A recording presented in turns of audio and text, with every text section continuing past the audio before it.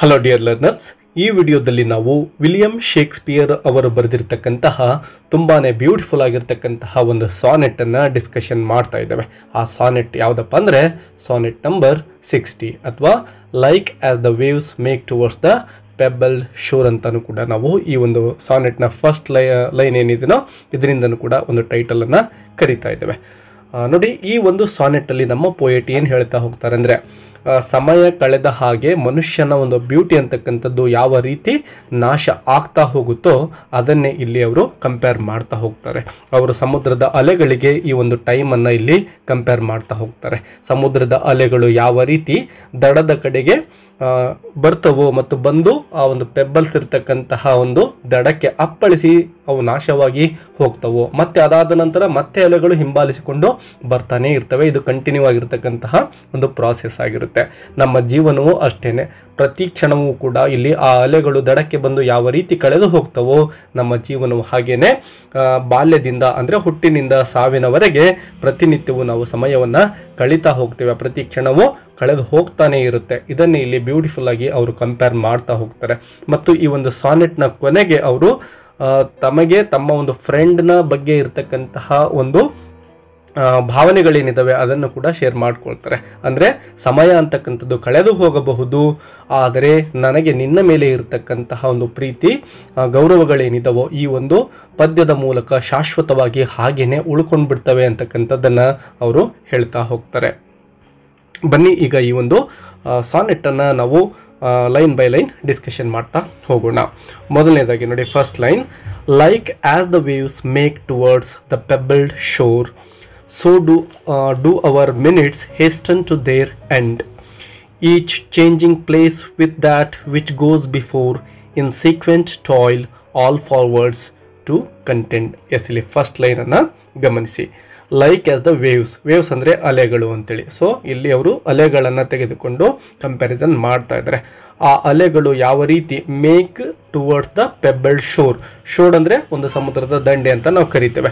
ಪೆಬಲ್ಡ್ ಅಂದರೆ ಏನು ಕಲ್ಲುಗಳು, ಬೆಣಚು ಕಲ್ಲುಗಳು ಬಿದ್ದಿರ್ತಾವೋ ಅವುಗಳಿಗೆ ಪೆಬಲ್ಸ್ ಅಂತ ಕರಿತೇವೆ. ಸೊ ಆ ಸಮುದ್ರದ ದಂಡೆಯ ಪಕ್ಕದಲ್ಲಿ ಈ ಒಂದು ಪೆಬಲ್ಡ್ಗಳು ಬಿದ್ದಿರ್ತವೆ. ಸೊ ಆ ದಡದ ಕಡೆಗೆ ಯಾವ ರೀತಿ ಅಲೆಗಳು ಧಾವಿಸ್ತವೋ, ಮೇಕ್ ಟುವರ್ಡ್ಸ್ ಅಂದರೆ ಧಾವಿಸಿ ಬರ್ತಕ್ಕಂಥದ್ದು.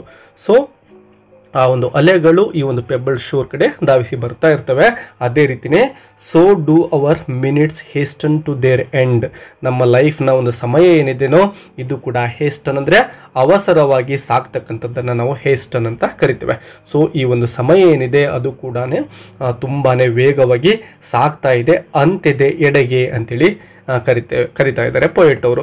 ಅಂತ್ಯ ಅಂತ ಯಾಕೆ ಕರಿತಾ ಇದ್ದಾರೆ ಅಂದರೆ, ಕಳೆದು ಹೋಗಿರ್ತಕ್ಕಂತಹ ಸಮಯ ಮತ್ತೆ ಯಾವ ಕಾರಣಕ್ಕೂ ಕೂಡ ಮರಳಿ ಬರೋದಿಲ್ಲ ಅಲ್ವಾ, ಹಾಗಾಗಿನೇ ಅವರು ದೇರ್ ಎಂಡ್ ಅಂತ ಟೈಮ್ಗೆ ಹೇಳ್ತಾ ಇದ್ದಾರೆ.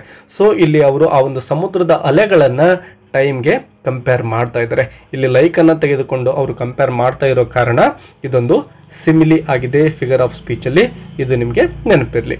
ಇನ್ನು ಥರ್ಡ್ ಲೈನ್ ನೋಡಿ, each changing place with that which goes before. Yes, each ಅಂದರೆ ಇಲ್ಲಿ ನಾವು ಅಲೆಗಳು ಅಂತ ಅರ್ಥ ಮಾಡ್ಕೋಬೇಕು.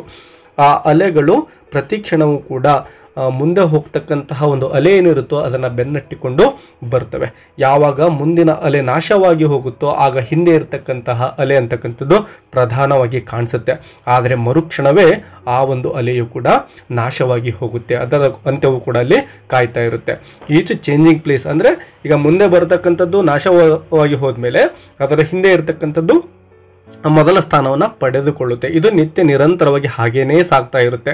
ಸೊ ಹಿಂದಿನ ಅಲೆಗಳು ಮುಂದೆ ಸಾಕ್ತಕ್ಕಂಥದ್ದು, ಅದನ್ನೇ ಇಲ್ಲಿ ಪೊಯೆಟ್ ಅವರು ಹೇಳ್ತಾ ಇದ್ದಾರೆ. ದಟ್ ವಿಚ್ ಗೋಸ್ ಬಿಫೋರ್ ಅಂದರೆ ಮುಂದೆ ಹೋಗ್ತಕ್ಕಂತಹ ಅಲೆಯಿಂದ ಸಾಕ್ತಾ ಬರ್ತವೆ ಅಂತೇಳಿ ಹೇಳ್ತಾ ಇದ್ದಾರೆ. In sequent toil all forwards do contend. Yes, ಮೊದಲಿಗೆ ಹೇಳಿದಾಗೆ ಸೀಕ್ವೆಂಟ್ ಅಂದರೆ ಒಂದಾದ ನಂತರ ಮತ್ತೊಂದು ಧಾವಿಸಿ ಬರ್ತಕ್ಕಂಥದ್ದು. ಎಲ್ಲಿಗೆ ಬರ್ತಾ ಇದ್ದಾವೆ? ಟಾಯ್ಲ್ ಅಂದರೆ ತುಂಬ ಕಷ್ಟಪಟ್ಟು ಬರ್ತಾ ಇದ್ದಾವೆ, ಬೆವರನ್ನು ಸುರಿಸೋದು ಅಂತ ಕರಿತೇವಲ್ವ, ಹಾಗೆ ಸ್ಟ್ರಗಲ್ ಮಾಡ್ತಾ ಆ ಒಂದು ಅಲೆಗಳು ಸಮುದ್ರದ ದಂಡೆಯ ಕಡೆ ಸಾಕ್ತಾ ಇದ್ದಾವೆ. ಫಾರ್ವರ್ಡ್ಸ್ ಟು ಕಂಟೆಂಡ್ ಅಂದರೆ ಸ್ಟ್ರಗಲ್ ಅಂತೇಳಿ ಅರ್ಥ ಮಾಡ್ಕೋಬೇಕು. ಅಂದರೆ ಆ ಪೆಬ್ಬಲ್ಸ್ಗಳು ಬಿದ್ದಿರ್ತಕ್ಕಂತಹ ದಡ ಏನಿದೆನೋ ಅದೇ ಇಲ್ಲಿ ಕಂಟೆಂಡ್ ಅಂದರೆ ಅವುಗಳಿಗೆ ತೊಂದರೆ ಆಗ್ತಾ ಇದೆ. ಯಾಕೆ ಅಂದರೆ ಆ ಒಂದು ಅಲೆಗಳ ಅಂತ್ಯ ಆಗ್ತಕ್ಕಂಥದ್ದು ಈ ಒಂದು ಪೆಬಲ್ಡ್ ಶೋರಲ್ಲೇನೆ ಆ ಒಂದು ಕಲ್ಲುಗಳಿಗೆ ಅಪ್ಪಳಿಸಿ ತಮ್ಮ ಅಂತ್ಯವನ್ನು ಅವು ಕಂಡುಕೊಳ್ತವೆ. ಸೊ ಹಾಗಾಗಿನೇ ಇಲ್ಲಿ ಪೊಯೆಟ್ ಕಂಟೆಂಟ್ ಅಂತ ಹೇಳ್ತಾ ಇದ್ದಾರೆ. ಸೆಕೆಂಡ್ ಸ್ಟಾಂಜವನ್ನು ನೋಡಿ. Nativity once in the main of light crawls to maturity wherewith being crowned. Crooked eclipses against his glory fight, and time that gave doth now his gift confound. Yes, ಇಲ್ಲಿ ನಮ್ಮ poet ಏನು ಮಾಡ್ತಾ ಇದ್ದಾರೆ ಅಂದರೆ, ಮನುಷ್ಯನ ಒಂದು ಜನನದಿಂದ ಮರಣದವರೆಗೆ ಯಾವ ರೀತಿಯ ಹಾದಿಯನ್ನು ಸವಿಸ್ತಾನೋ ಅದನ್ನು ಸೂರ್ಯನು ಉದಯದಿಂದ ಅಸ್ತದವರೆಗೆ ಯಾವ ರೀತಿ ಸಾಕ್ತಾ ಹೋಗ್ತಾನಲ್ವ ಅದಕ್ಕೆ ಕಂಪ್ಯಾರಿಸನ್ ಮಾಡ್ತಾ ಇದ್ದಾರೆ. ಫಸ್ಟ್ ಲೈನ್ ನೋಡಿ, nativity once in the main of light. Yes, nativity ಅಂದರೆ ಇಲ್ಲಿ ಜನನ ಅಥವಾ ಸೂರ್ಯನ ಹುಟ್ಟು ಅಂತಲೂ ಅರ್ಥ ಮಾಡ್ಕೋಬೋದು, ಅಥವಾ ಮನುಷ್ಯನ ಹುಟ್ಟು ಅಂತ ಅರ್ಥ ಮಾಡ್ಕೋಬೋದಾಗುತ್ತೆ. ಸೊ ಈ ಒಂದು nativity once in the main of light ಅಂದರೆ ಬೆಳಕು, ಅಂದರೆ ಅದು ಬೆಳಕಿದ್ದ ಹಾಗೆ ಉಗಮ ಆಗ್ತಕ್ಕಂಥದ್ದು ಅಥವಾ ಜನನ ಆಗ್ತಕ್ಕಂಥದ್ದು. ಕ್ರಾಲ್ಸ್ ಟು ಮೆಚುರಿಟಿ, ಕ್ರಾಲ್ಸ್ ಅಂದರೆ ತೆವಳೋದು. ಸೊ ಮನುಷ್ಯ ಹುಟ್ಟಿದ ನಂತರದಲ್ಲಿ ನಿಧಾನಕ್ಕೆ ಒಂದು ಮೆಚುರಿಟಿಯನ್ನು ಪಡ್ಕೊಳ್ತಾ ಹೋಗ್ತಾನೆ. ನಾವು ಬುದ್ಧಿವಂತರಾಗ್ತಾ ಹೋಗ್ತೇವೆ, ಅದೇ ರೀತಿ ನಮ್ಮ ಒಂದು ಬಾಡಿನೂ ಕೂಡ ಫಿಸಿಕಲಿ ನಾವು ಬೆಳೀತಾ ಹೋಗ್ತೇವೆ. ಸೊ ಅದನ್ನೇ ಇಲ್ಲಿ ಮೆಚುರಿಟಿ ಅಂತ ಕರೀತಾ ಇದ್ದಾರೆ. ಸೊ ಸೂರ್ಯನು ಅಷ್ಟೇ ಉದಯಿಸಿದ ನಂತರ ನಿಧಾನಕ್ಕೆ ಹೆಚ್ಚಿನ ಒಂದು ಕಿರಣಗಳನ್ನು ಕೊಡ್ತಾ ಒಂದು ಬಿಸಿಲಿನ ಪ್ರಮಾಣ ಜಾಸ್ತಿ ಆಗ್ತಾ ಹೋಗುತ್ತಲ್ವ, ಹಾಗೆ ಮನುಷ್ಯನು ಕೂಡ ಶಕ್ತಿಯುತವಾಗಿ ಬೆಳೀತಾ ಹೋಗ್ತಾನೆ. Wherewith being crowned. Yes, ಯೌವನಾವಸ್ಥೆಯನ್ನು ತಲುಪ್ತಕ್ಕಂಥದ್ದನ್ನು ಇಲ್ಲಿ ಪೋಯೆಟ್ ಕ್ರೌಂಡ್ ಅಂತೇಳಿ ಕರೀತಾ ಇದ್ದಾರೆ. ಸೊ ನಾವೆಲ್ಲ ಯುವಕರಾಗಿದ್ದಾಗ ತುಂಬಾ ಶಕ್ತಿಯನ್ನು ಹೊಂದಿರತಕ್ಕಂಥವ್ರು ಆಗಿರ್ತೇವೆ. ಅದೇ ರೀತಿ ಸೂರ್ಯನು ಕೂಡ ಅಷ್ಟೇ ಮಧ್ಯಾಹ್ನದಲ್ಲಿ ಅವನ ಕಿರಣಗಳು ಏನು ಅಂದರೆ ತುಂಬಾ ಸ್ಟ್ರಾಂಗ್ ಆಗಿರ್ತವೆ. ಸೊ ಆ ರೀತಿಯೇ ಮನುಷ್ಯನ ಯೌವನವು ಕೂಡ ತುಂಬ ಶಕ್ತಿಯುತ ಆಗಿರುತ್ತೆ. ಥರ್ಡ್ ಲೈನ್ ನೋಡಿ, crooked eclipses against his glory fight. Yes, ಆ ರೀತಿ ಉದಯಿಸಿರ್ತಕ್ಕಂತಹ ಸೂರ್ಯ ಮಧ್ಯಾಹ್ನದ ಸಮಯದಲ್ಲಿ ಸೂಸ್ತಕ್ಕಂತಹ ಕಿರಣಗಳನ್ನು ಸಾಯಂಕಾಲ ಆದ ಹಾಗೆ ಕಡಿಮೆ ಮಾಡ್ತಾ ಹೋಗ್ತಾನೆ. ಕ್ರೂಕ್ಡ್ ಎಕ್ಲಿಪ್ಸಸ್ ಅಂದರೆ ನಿಧಾನಕ್ಕೆ ಇಲ್ಲಿ ಶಕ್ತಿಯನ್ನು ಕಳೆದುಕೊಳ್ಳುತ್ತಾ ಹೋಗೋದು ಅಂತೇಳಿ.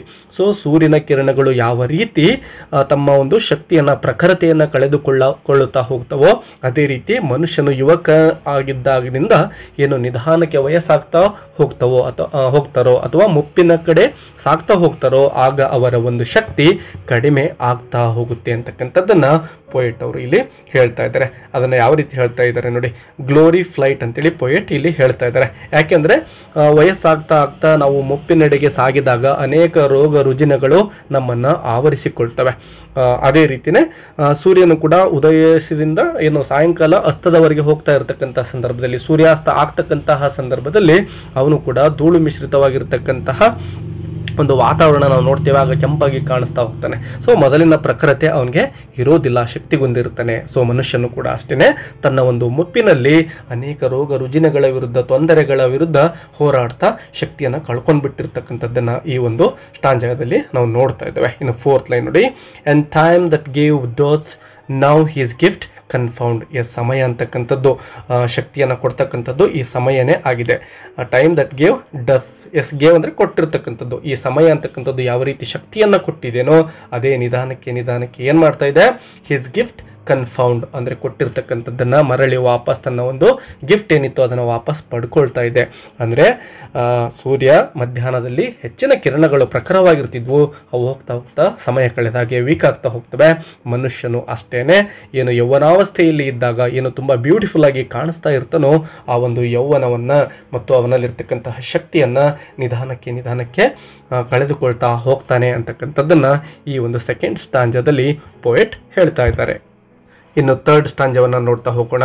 ಫಸ್ಟ್ ಲೈನ್ ನೋಡಿ, time doth transfix the flourish set on youth and delves the parallels in beauty's brow, feeds on the rarities of nature's truth and nothing stands but for his scythe to mow. Yes, ಇಲ್ಲಿ ಮನುಷ್ಯನ ಜೀವನ ಯಾವ ರೀತಿ ಈಗೇನು second ಸ್ಟಾಂಜದಲ್ಲಿ discussion ಮಾಡಿದ್ದೇವಲ್ವ, ಶಕ್ತಿಯಿಂದ ಮುಪ್ಪಿನ ಕಡೆ ಯಾವ ರೀತಿ ಮನುಷ್ಯ ಹೋಗ್ತಾನೆ ಅಥವಾ ಯೌವನದಿಂದ ಮುಪ್ಪಿನ ಕಡೆ ಯಾವ ರೀತಿ ಸಾಕ್ತಾನೆ ಅಂತಕ್ಕಂಥದ್ದನ್ನು ಅದನ್ನೇ ಅವರು ಇಲ್ಲಿ ಮುಂದುವರಿಸ್ತಾ ಇದ್ದಾರೆ. ಫಸ್ಟ್ ಲೈನ್ ನೋಡಿ, time doth transfix the flourish set on youth. Yes, ಮನುಷ್ಯನಿಗೆ ಈ ಒಂದು ಸಮಯ ಅಂತಕ್ಕಂಥದ್ದು ಏನು ಮಾಡಿದೆ, does transfix the flourish set on youth, ಅಂದರೆ ಯುವಕರಾಗಿದ್ದಾಗ ನಮಗೇನು ಪ್ರಜ್ವಲಿಸ್ತಕ್ಕಂತಹ ಒಂದು ಭವಿಷ್ಯವನ್ನು ಕೊಟ್ಟಿರುತ್ತೋ, ಶಕ್ತಿಯನ್ನು ಕೊಟ್ಟಿರುತ್ತೋ, ಬ್ಯೂಟಿಯನ್ನು ಕೊಟ್ಟಿರುತ್ತೋ, and delves the parallels in beauty's brow. Yes, ಹಾಗೆ ಸಮಯ ಕಳೀತಾ ಕಳೀತಾ ಏನಾಗ್ತಾ ಹೋಗುತ್ತೆ, ಡೆಲ್ವ್ಸ್ ದ ಪ್ಯಾರಲಲ್ಸ್ ಅಂದರೆ ಇಲ್ಲಿ ನಮ್ಮ ಹಣೆಯ ಮೇಲೆ ಮೂಡ್ತಕ್ಕಂತಹ ರಿಂಕಲ್ಸ್ ಅಂತೇಳಿ ಅರ್ಥ ಮಾಡ್ಕೋಬೇಕಾಗುತ್ತೆ. ಮತ್ತು ನಮ್ಮ ಮುಖ ಸುಕ್ಕುಗಟ್ಟುತ್ತಾ ಹೋಗ್ತಾ ಇರ್ತಕ್ಕಂಥದ್ದನ್ನು ಇಲ್ಲಿ ಪೊಯೆಟ್ ಅವರು ಹೇಳ್ತಾ ಇದ್ದಾರೆ. And delves the parallels wrinkles ನೆನ್ಪಿಟ್ಕೊಳ್ಳಿ. ಆ್ಯಂಡ್ ಬ್ಯೂಟೀಸ್ ಬ್ರೋ ಅಂದರೆ ನಾವು ಯುವಕರಾಗಿದ್ದಾಗ ತುಂಬ ಬ್ಯೂಟಿಫುಲ್ ಆಗಿ ಏನು ಕಾಣಿಸ್ತಾ ಇರ್ತೀವೋ ಆ ಒಂದು ಬ್ರೋ ಅಂದರೆ ಹುಬ್ಬುಗಳೇನಿರ್ತವೋ ಹುಬ್ಬುಗಳ ಮೇಲೆ ಈ ಒಂದು ನೆರಿಗೆಗಳು ಮೂಡಲಿಕ್ಕೆ ಸ್ಟಾರ್ಟ್ ಆಗ್ತವೆ. ಅಂದರೆ ನಾವು ಮುಪ್ಪಿನ ಕಡೆಗೆ ಸಾಗ್ತಾ ಇದ್ದೇವೆ, ನಮ್ಮ ಶಕ್ತಿ ಕುಂದುತ್ತಾ ಇರ್ತಕ್ಕಂಥದ್ದನ್ನು ಇಲ್ಲಿ ನಾವು ಮನಗಾಣ್ತಾ ಇದ್ದೇವೆ. ಥರ್ಡ್ ಲೈನ್ ನೋಡಿ, feeds on the rarities of nature's truth. Yes ನೋಡಿ, ಎಷ್ಟೊಂದು ಬ್ಯೂಟಿಫುಲ್ ಆಗಿ ಪೋಯೆಟ್ ಹೇಳ್ತಾ ಇದ್ದಾರೆ. ಅಂದರೆ ರೇರಿಟೀಸ್ ಆಫ್ ನೇಚರ್ ಟ್ರೂತ್ ಅಂತೇಳಿ ಯಾವುದಕ್ಕೆ ಕರಿತಾ ಇದ್ದಾರೆ, ನಾವೇನು ಹುಟ್ಟಿನಿಂದ ಯೌವನದ ಕಡೆ ಸಾಕ್ತಾ ಇರ್ತಕ್ಕಂತಹ ಸಂದರ್ಭದಲ್ಲಿ ನಾವು ಸಾಕಷ್ಟು ಶಕ್ತಿಯುತರಾಗಿರ್ತೇವೆ ಮತ್ತು ಅನೇಕ ಅಂಶಗಳಲ್ಲಿ ನಾವು ಕಳೆದು ಹೋಗಿಬಿಟ್ಟಿರ್ತೇವೆ. ಸೊ ಈ ಒಂದು ಬ್ಯೂಟಿಫುಲ್ ಆಗಿರೋ ನೇಚರ್ ನಮಗೆ ಏನೆಲ್ಲವನ್ನು ಕೊಟ್ಟಿರುತ್ತೋ ಅದು ನಮಗೆ ಯಾವ ರೀತಿ ಬಂದಿದೆ ಅಂತಕ್ಕಂಥದ್ದು ಅರ್ಥನೇ ಆಗಿರೋದಿಲ್ಲ. ಸೊ ಈ ಒಂದು ಬ್ಯೂಟಿಯನ್ನು ನಿಧಾನಕ್ಕೆ ರೇರಿಟೀಸ್ ಅಂದರೆ ಇಲ್ಲಿ ರೇರಿಟೀಸ್ ಅಂದರೆ ಬ್ಯೂಟಿ ಅಂತೇಳಿ ಅರ್ಥ ಮಾಡ್ಕೋಬಹುದು ನಾವು. ಆ ಒಂದು ಬ್ಯೂಟಿಯನ್ನು ಫೀಡ್ಸ್ ಅಂದರೆ ನಿಧಾನಕ್ಕೆ ನಾಶವಾಗಿ ಹೋಗೋ ರೀತಿಲಿ ಈ ಒಂದು ಸಮಯ ಅಂತಕ್ಕಂಥದ್ದು ಮಾಡುತ್ತೆ. ಆ ಒಂದು ನೇಚರ್ ಟ್ರುತ್ ಇದಾಗಿದೆ, ಯಾರೂ ಕೂಡ ಇದರಿಂದ ತಪ್ಪಿಸಿಕೊಳ್ಳಲಿಕ್ಕೆ ಸಾಧ್ಯ ಆಗೋದಿಲ್ಲ. And nothing stands but for his scythe to move. Yes, ಯಾವುದು ಕೂಡ ಇಲ್ಲಿ ಶಾಶ್ವತವಾಗಿ ಉಳಿಯೋದಿಲ್ಲ. ನಮ್ಮ ಯೌವನವೂ ಕೂಡ ಅಷ್ಟೇ, ನಮ್ಮ ಬ್ಯೂಟಿನೂ ಕೂಡ ಅಷ್ಟೇ, ಅದು ಶಾಶ್ವತವಾಗಿ ಉಳಿಲಿಕ್ಕೆ ಸಾಧ್ಯ ಇಲ್ಲ. But for his scythe to move. Scythe ಅಂದರೆ ಒಂದು ಆಯುಧವನ್ನು ಸೈತ್ ಅಂತ ಕರೀತಾರೆ. ಸೊ ಆ ಒಂದು ಆಯುಧಕ್ಕೆ ನಾವೆಲ್ಲರೂ ಕೂಡ ಬಲಿಯಾಗಲೇಬೇಕಾಗುತ್ತೆ. ಅದರ ಅರ್ಥ ನಮ್ಮ ಒಂದು ಯೌವನವನ್ನು, ಶಕ್ತಿಯನ್ನು ಕಳೆದುಕೊಳ್ಳೇಬೇಕಾಗುತ್ತೆ ಅಂತಕ್ಕಂಥದ್ದನ್ನು ಪೊಯೆಟ್ ಇಲ್ಲಿ ಹೇಳ್ತಾ ಇದ್ದಾರೆ. ಮೌ ಅಂದರೆ ಕತ್ತರಿಸೋದು ಅಂತ. ಸೊ ಆ ಒಂದು ಆಯುಧದಿಂದ ಸಮಯ ಅಂತಕ್ಕಂಥದ್ದು ಎಲ್ಲವನ್ನ ಕತ್ತರಿಸಿ ಬಿಟ್ಟಿರುತ್ತೆ. ಏನೆಲ್ಲವನ್ನ ಕೊಟ್ಟಿರುತ್ತೋ ಅದನ್ನು ವಾಪಸ್ ಈ ಒಂದು ಸಮಯ ತೆಗೆದುಕೊಳ್ಳುತ್ತೆ ಅಂತಕ್ಕಂಥದ್ದನ್ನು ಪೊಯೆಟ್ ಇಲ್ಲಿ ಹೇಳ್ತಾ ಇದ್ದಾರೆ. ಇನ್ನು ಕೊನೆ 2 ಸಾಲುಗಳನ್ನು ಇಲ್ಲಿ ನೋಡೋಣ. ಅವುಗಳನ್ನು ಕಪ್ಲೆಟ್ ಅಂತೇಳಿ ಕರೀತಾರೆ. And at 2 times in hope my words shall stand, prizing thy worth despite his cruel hand. Yes, ಇಲ್ಲಿ ಒಂದು ಪದವನ್ನು ಗಮನಿಸಿ. ದೈ ಅಂದರೆ ನಿನ್ನ, ಯುವರ್ ಅಂತೇಳಿ ಅರ್ಥ ಆಗುತ್ತೆ. ಸೊ ಇಲ್ಲಿ ಪೋಯೆಟ್ ತನ್ನ ಒಂದು ಫ್ರೆಂಡ್ಗೆ ಈ ಒಂದು ಮಾತುಗಳನ್ನು ಹೇಳ್ತಾ ಇದ್ದಾರೆ. ಸೊ ಏನು ಹೇಳ್ತಾರೆ ನೋಡಿ, and at times in hope my words shall stand. Yes, ಈ ಸಮಯ ಅಂತಕ್ಕಂಥದ್ದು ಏನೆಲ್ಲವನ್ನ ತೆಗೆದುಕೊಂಡು ಹೋಗುತ್ತೋ ಅಥವಾ ಸಮಯದಲ್ಲಿ ಎಲ್ಲವೂ ಕೂಡ ನಾಶವಾಗಿ ಹೋಗುತ್ತೋ, ಈ ಎಲ್ಲ ನಾಶ ಆಗಬಹುದು. But my words shall stand. ಏನೆಲ್ಲ ಕಳೆದು ಹೋದ್ರೂ ಕೂಡ ನಾನು ನಿನ್ನನ್ನು ಕುರಿತು ಈ ಒಂದು ವರ್ಡ್ಸ್ ಅಥವಾ ಪದ್ಯವನ್ನು ಏನು ಬರಿತಾ ಇದ್ದೇನೋ ಇದು ಯಾವತ್ತಿಗೂ ಕೂಡ ಕಳೆದು ಹೋಗೋದಿಲ್ಲ, ಶಾಶ್ವತವಾಗಿ ಇರುತ್ತೆ. ಅದನ್ನೇ ಸ್ಟ್ಯಾಂಡ್ ಅಂತ ಹೇಳ್ತಾ ಇದ್ದಾರೆ. ಸೊ ಇದು ಇಲ್ಲೇನೆ ನೆಲೆಸಿರುತ್ತೆ, ನಾಶ ಆಗೋದಿಲ್ಲ ಅನ್ನಲಿಕ್ಕೆ ಅವರು ಈ ಒಂದು ಪದವನ್ನು ಬಳಸ್ತಾ ಇದ್ದಾರೆ. ಪ್ರೈಸಿಂಗ್ ದೈ ವರ್ತ್. ಎಸ್, ನಿನ್ನ ಒಂದು ವ್ಯಾಲ್ಯೂ ಅಥವಾ ನಿನ್ನ ಮೌಲ್ಯ ಏನು ಅಂತಕ್ಕಂಥದ್ದನ್ನು ಪ್ರೈಸ್ ಮಾಡ್ತಾ ಈ ಒಂದು ಸಾನೆಟ್ ಏನಿದೆನೋ ಅಥವಾ ವರ್ಡ್ಸ್ ಏನಿದೆನೋ ಇದು ಶಾಶ್ವತವಾಗಿ ಉಳ್ಕೊಳ್ಳುತ್ತೆ. Despite his cruel hand. ಈ ಸಮಯ ಅಂತಕ್ಕಂತಹ ಒಂದು ಕ್ರೂಯಲ್ ಹ್ಯಾಂಡ್ ಏನಿದೆನೋ, ಎಲ್ಲವನ್ನು ನಾಶ ಮಾಡ್ತಕ್ಕಂಥ ಸಾಮರ್ಥ್ಯ ಹೊಂದಿರತಕ್ಕಂತಹ ಕ್ರೂಯಲ್ ಹ್ಯಾಂಡ್ ಏನಿದೆನೋ, ಕ್ರೂಯಲ್ ಅಂದರೆ ಕ್ರೂರ ಅಂತ ಮೀನಿಂಗನ್ನು ಕೊಡ್ತಾ ಇದೆ.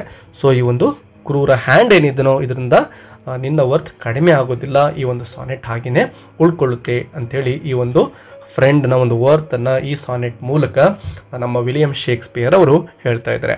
ಡಿಯರ್ ಲರ್ನರ್ಸ್, ಈ ವಿಡಿಯೋ ನಿಮಗೆ ಹೆಲ್ಪ್ ಆಗಿದ್ದರೆ don't forget to hit the like button and subscribe the channel. Let's meet in another video. Until, take care and keep learning. Bye bye.